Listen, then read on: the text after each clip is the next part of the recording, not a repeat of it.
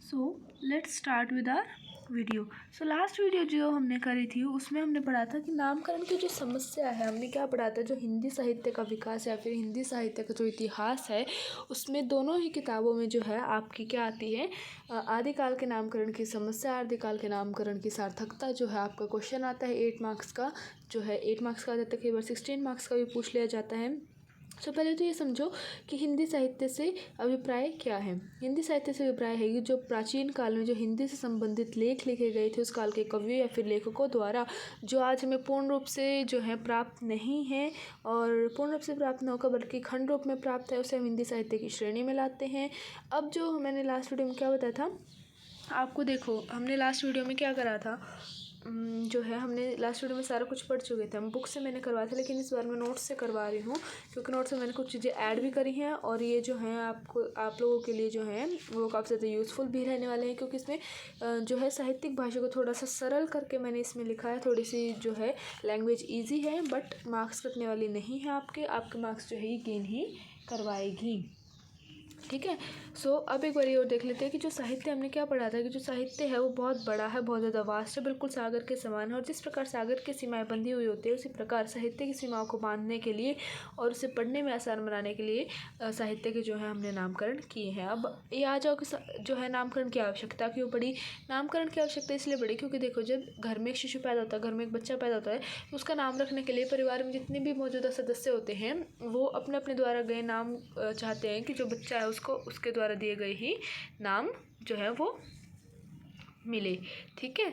सो जो है एक बारी हम यहाँ पे वो कर लेते हैं। ठीक है। सो क्या होता है, जब भी घर में एक बच्चा पैदा होता है तो हम सब लोग क्या चाहते हैं कि जो बच्चा पैदा हुआ है उसे हमारे द्वारा दिया गया ही नाम दिया जाए, और जो है जैसे हम अपने अपने नाम की गुणवत्ता बताते हैं, इसके सार्थकता बताते हैं कि भाई ये नाम इस वजह से अच्छा तो इसलिए ये वाला नाम दो, ये वाला नाम इस वजह से अच्छा तो इसलिए ये वाला नाम दो। ठीक है। तो उसी प्रकार की जो समस्या है वो आदिकाल के नामकरण पर भी आई, क्योंकि विभिन्न साहित्यकारों ने अपने जो है अलग अलग मत दिया, अलग अलग अपने द्वारा नाम दिए और उनकी गुणवत्ता बताई, उनकी सार्थकता बताई। लेकिन समस्या अब यहाँ पे आ जाती है, हर किसी ने सार्थकता बता दी तो उन नामों में कमियाँ भी तो निकालनी है ना, कि भाई तेरे नाम में ये कमी है, तेरे नाम में ये कमी है। और जिस नाम से जो है ज़्यादातर जो है जो सदस्य सहमत होते हैं, ज़्यादातर जो विद्वान है वो सहमत होते, साहित्यकार जो है सहमत होते हैं, उसी नाम को हम नाम दे दिया जाता है। ठीक है। सो हमने क्या पढ़ा था कि जैसे घर पे क्या होता है, किसी भी नाम, मान लो मैंने कुछ नाम दिया, तुमने कुछ नाम दिया, उसने कुछ नाम दिया, तो हम क्या बताते हैं, एक दूसरे के नामों में क्या छाड़ते हैं, हम कमियाँ छाड़ते हैं, और हम ये चाहते हैं कि भाई हमारे द्वारा दिया गया है नाम जो है वो बच्चे को दिया जाए। सो उस चीज़ के लिए हम लोग क्या करते हैं कि अब मान लो मैंने नाम दे दिया, मेरे नाम से जो है वो सभी सहमत हो गए घर पे, तो वही नाम बच्चे को दे दिया जाएगा। उसी प्रकार जो है आदिकाल के साथ भी हुआ, अलग अलग विद्वानों ने नाम दिए, उनकी जो है आपस में बहस हुई, जो है एक दूसरे के नामों में कमियां भी छाटी। ठीक है, कमी निकाली। और आदिकाल जो नाम है उसके नामकरण में जो है जिस नाम से सहमत सभी लोग जो हुए थे, ये जो आदिकाल का नाम है वो डॉक्टर हजारी प्रसाद द्विवेदी द्वारा दिया गया था, और इस नाम से जो है वो अधिकतर विद्वान जो है सहमत हो चुके थे, क्योंकि ये नाम जो है वो 80% युक्ति संगत है, 20% थोड़ा सा अलग हो जाता है, बट ये जो है सभी नामों में जो है सबसे ज़्यादा युक्ति संगत, इसलिए आदिकाल का नाम जो है वो जो है इस काल का नाम जो है वो आदिकाल रख दिया गया है। अब रामचंद्र शुक्ला जी जो हैं उन्होंने हमें 3 नाम दिए थे, 3 कालों को उन्होंने जो है ये जो साहित्य से 3 कालों में विभाजित किया था, वीरगाथा काल, मध्यकाल और आधुनिक काल। मध्यकाल को उन्होंने 2 पार्ट्स में डिवाइड करा था, भक्ति काल और रीति काल। ठीक है। लेकिन जो है उनका जो वीरगाथा काल है उसमें जो है वो उससे सहमत नहीं हुए थे विद्वान, क्यों नहीं हुए थे ये भी हम पढ़ चुके हैं लास्ट वीडियो में।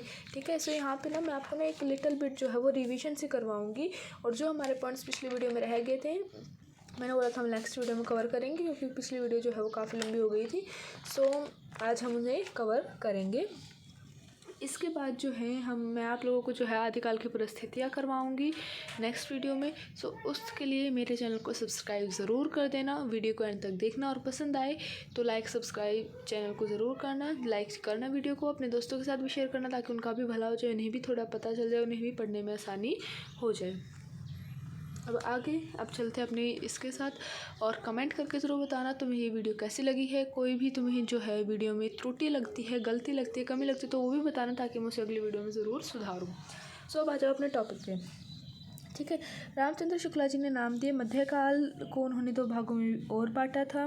उस इससे भी जो है सभी विद्वान सहमत हो गए थे। आधुनिक काल या फिर गत काल जो अभी तक चला आ रहा है, उससे भी जो है सभी विद्वान सहमत हो गए थे। लेकिन जो उन्होंने नाम दिए थे वीरगाथा काल, उससे सहमत नहीं हुए थे। क्यों नहीं थी? वैसे तो हम बुक में से जो है वो पढ़ चुके हैं, लेकिन एक बार मैं फिर बता देती हूँ। वीरगाथा काल जो नाम है वो क्यों रखा, क्यों सहमत नहीं हुए थे, उससे पहले, उसे जानने से पहले ये जान लो कि जो किसी भी काल का जो नामकरण है वो 2 आधारों पर किया जाता है। पहला जो है उस काल की किस साहित्यिक प्रवृत्ति के आधार पर दिया जाता है। दूसरा जो है उस काल के किसी भी विशेष साहित्यकार की विशिष्ट कृति के आधार पर दिया जाता है।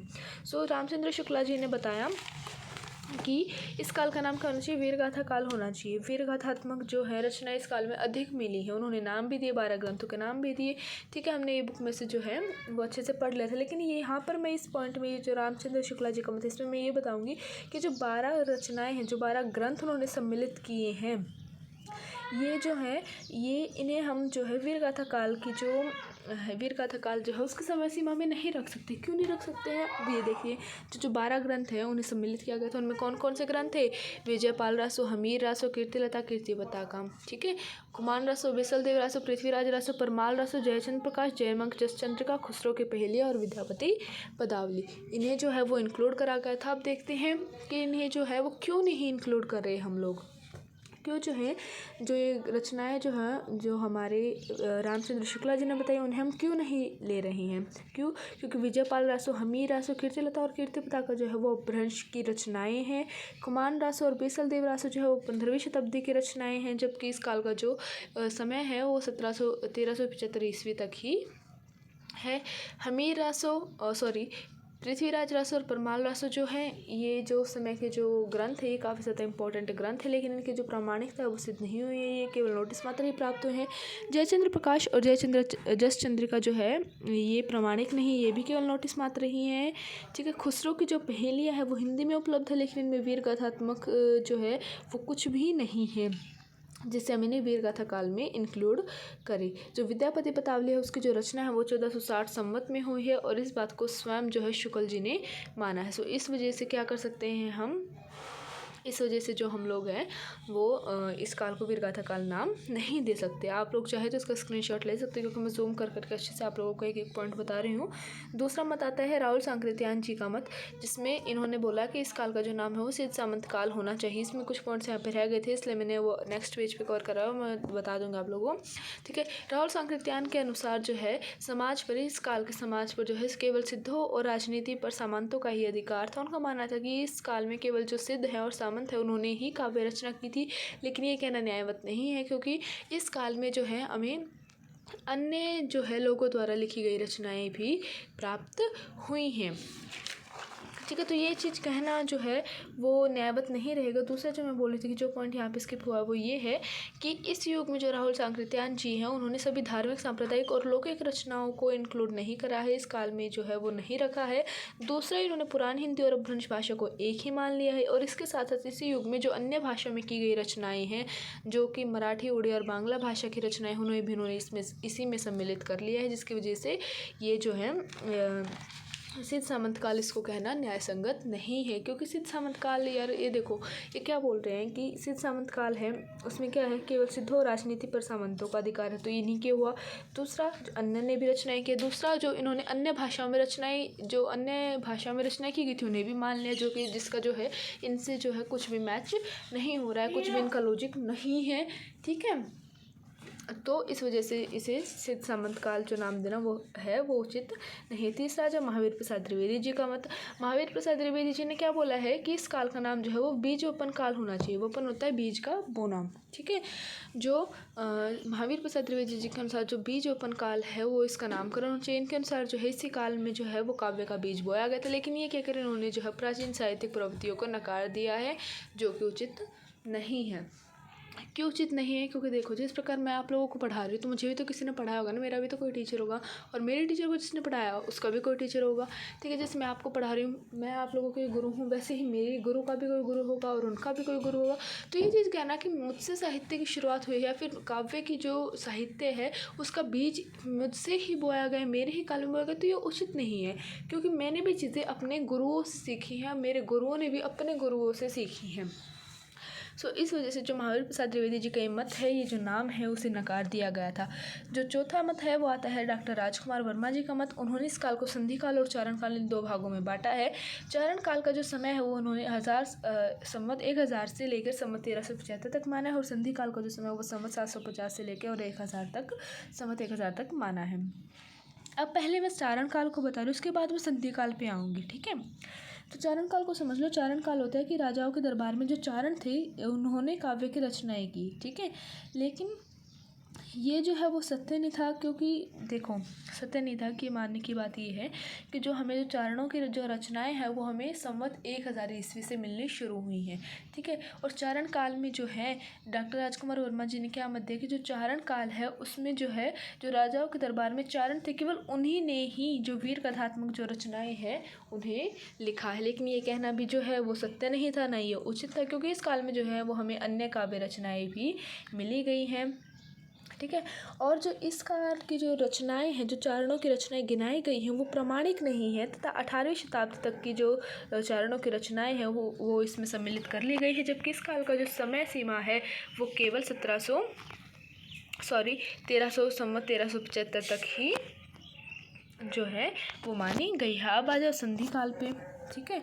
संधि काल संधि काल ही है। तो हम एक बार इस पे आ जाते हैं, ठीक है। जो संधि काल है उसका जो समय है वो संवत 750 से लेकर संवत 1000 ईस्वी तक है। संधि काल में जो धार्मिक भावना है वो मूल भावना है। इसमें धर्म और 2 भाषाओं को संधि युग इन्हें कहा गया है। दूसरा, संधि काल में नाथपंथी, सिद्धों और जैनों की रचनाओं को रखा गया है। और संधि काल का जो नाम है वो कुछ कुछ यथार्थ प्रतीत होता है। लेकिन जो चारण काल है, जो राजकुमार वर्मा जी ने बोला कि जो संधि काल है, ठीक है, कुछ कुछ जो है यथार्थ प्रतीत होता है, लेकिन जो चारण काल है वो वीर गाथा काल की तरह ही सदोष है, ठीक है, ठीक है,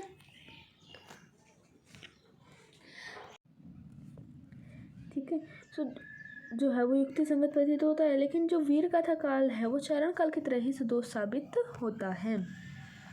अब आ जाओ डॉक्टर हरीशचंद्र वर्मा जी के मत पर। डॉक्टर हरीशचंद्र वर्मा जी ने इसे संक्रमण काल कहा है। उन्होंने कहा है, उनके मत के अनुसार जो है ये काल जो है वो 2 भाषा और 2 साहित्यों का ही मिश्रण है, इसलिए इसका काल संक्रमण काल जो है नाम होना चाहिए। लेकिन इस समाज में ये नाम भी नकार दिया गया था। क्यों? क्योंकि इस समाज में जो है केवल 2 भाषाएँ नहीं थी। उन्होंने 2 भाषा बोले ना, वो 2 भाषा कौन कौन सी मानी है डॉक्टर हरीशचंद्र वर्मा ने?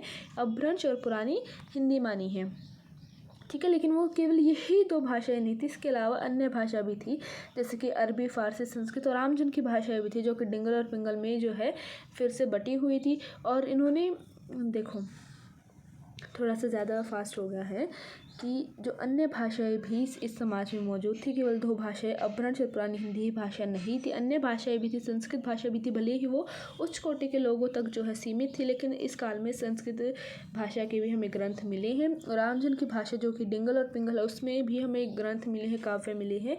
और जो अरबी फारसी हैं, अब देखो मैं आप लोगों को करवा रही हूँ आदिकाल के नामकरण की समस्या या फिर आदिकाल के नामकरण की सार्थकता, ठीक है। कोई भी क्वेश्चन ले लो, आंसर यही आएगा, ठीक है। सो हमने क्या करा, हम इसमें पढ़ रहे हैं। तो अरबी फ़ारसी अभी इसमें कहाँ से आ गई दीदी? तो अरबी फ़ारसी यहाँ से आई भैया, दीदी सिस्टर्स जो भी मेरी हैं, जो भी इस वीडियो को देख रही हैं, जो आदिकाल के जो नामकरण में ये अरबी फ़ारसी इसलिए आई क्योंकि जब हम आदिकाल की परिस्थितियों को पढ़ेंगे ना, तो उसमें जो है वो मुग़लों ने अपना जो शासन है वो भारत पर जो है भारत में स्थापित करना शुरू कर दिया, जिससे जो है अधिकतर जगह पर उनके राज्य स्थापित होने के कारण जो है अरबी और फ़ारसी जो है वो उस काल की राजभाषा बन गई थी, आदिकाल के समय की।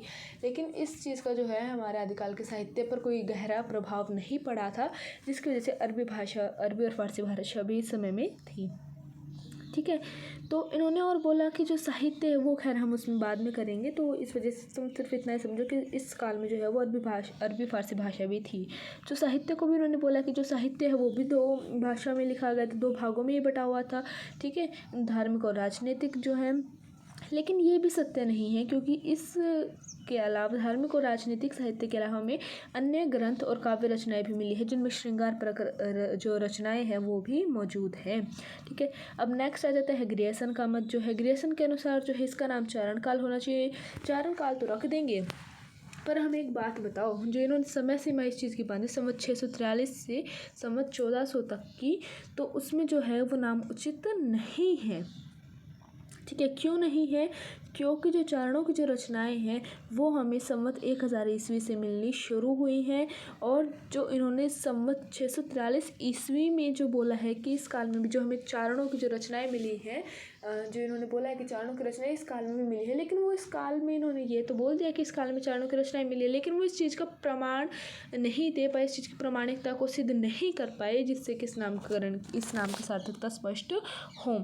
ठीक है, वो तो कि जो 1000 ईस्वी से आगे तो जो 1400 का तो समय है, 1400 संवत का तो समय है, लेकिन 1000 ईस्वी से शुरू हुई है। अब तुम लोग क्या सोच रहे होगे कि भाई 1400 तक का समय है तो 1000 ईस्वी से क्या ज़्यादा थोड़ी ना, तो फिर दे देना चाहिए था ना, दे तो दे, पर ये तो देखो ना कि उसने इतना पहले का, यानी 1000 ईस्वी से संवत 1000 से भी पहले का जो है उसने नाम दिया, ग्रेसन जी ने नाम दिया संवत 643 का, तो उसमें भी तो कुछ सोच समझ के ही दिया होगा कि भाई ये नाम होना चाहिए, यहाँ से जो है चारण काल नाम होना चाहिए, लेकिन उन्हें बोल तो दिया कि यहाँ से चारणों की रचनाएं मिली है, लेकिन वो प्रमाणिकता नहीं दे पाए, तो इस वजह से इस नाम को नकार देगा। जो लास्ट मत है वो आचार्य हजारी प्रसाद द्विवेदी जी का मत आता है, जिसमें जो है उनके अनुसार जो है आदिकाल नाम होना चाहिए। अब मैंने आप लोगों को बताया था कि जो आदिकाल नाम है उसमें क्या होता है। आदिकाल नाम जो है मैं लास्ट वीडियो में बताया था कि जो आदिकाल नाम है वो डॉक्टर हजारी प्रसाद द्विवेदी द्वारा दिया गया था, और इसमें क्या था, उन्होंने क्या बताया था इसमें कि जो नाम है वो जो दिमाग आदिकाल का नाम सुनते जो हमारा दिमाग वो ऑटोमेटिकली उस समय में जाके रुक जाता है, जब जो मनुष्य है वो स्थिर होना सीख रहा था, उसके जो कदम सभ्यता की ओर बढ़ रहे थे, जहाँ से काव्य की शुरुआत हुई होगी उस काल में जाकर टिक जाता है। ठीक है, सो इस काल में जो आदिकाल नाम से जो है वो विभिन्न जो विद्वान हैं, जो अधिकतर विद्वान हैं वो इस नाम से सहमत हो गए थे, क्योंकि आदिकाल में ना तो किसी विशेष साहित्य प्रवृत्ति की चर्चा होती है, ना ही किसी विशिष्ट व्यक्ति की रचना या फिर साहित्यिक कृति की जो रचना होती है, इसलिए ये नाम जो है वो युक्ति संगत है। ठीक है, क्योंकि इसमें जो है वो ज़्यादातर जो है नाम सिर्फ इस नाम को सुनते कि भी होता आदिकाल में ये होगा, बस थोड़ा बहुत ही साहित्य होगा, किसी ज़्यादा साहित्य की विशेष साहित्य की तरफ हमारा ध्यान नहीं जाता है। ठीक है, तो इस वजह से जो ये नाम है वो युक्ति संगत। ठीक है, और जो समय सीमा है वो इन्होंने संवत 1050 से संवत 1375 तक बांधी, और जो डॉक्टर नागेंद्र शर्मा उन्होंने भी इनके नाम से जो है वो सहमति बताई है। ठीक है, सो जो अब हमारे ये जो था कि जो रामचंद्र शुक्ल जी का मत था, ये मैंने लास्ट वीडियो में बुक से बिल्कुल अच्छे से पढ़ाया हुआ है, तो वहाँ से देख लेना। और यहाँ पे हमारा क्वेश्चन ख़त्म हो चुका है। Here ends our question. So in next video we will start our next question, that is आदिकाल की परिस्थितियाँ।